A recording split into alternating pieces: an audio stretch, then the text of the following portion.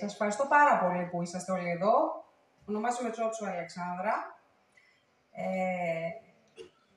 Χαίρομαι που αφιερώσατε το απόγευμά σας και είσαστε εδώ να χαρούμε μαζί την ζωγράφο. Και θα ξεκινήσουμε. Θέλω όμως από εσάς να μου δώσετε ένα δυνατό χειροκρότημα στο όνομα που μόλις τώρα θα πω. Άνδρεα Αρβανιτίδου.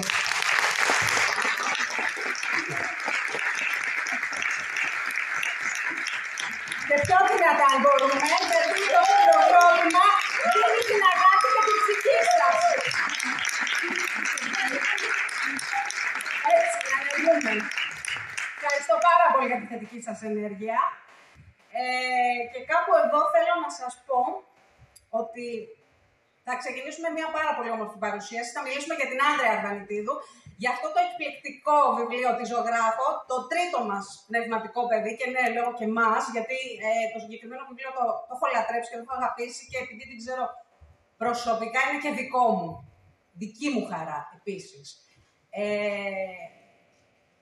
Θα ξεκινήσουμε με ένα πάρα πολύ ωραίο book trailer, το οποίο έτσι θα σας εγκληματίσω λιγάκι για να μπείτε να καταλάβετε περί τίνος πρόκειται η ζωγράφος.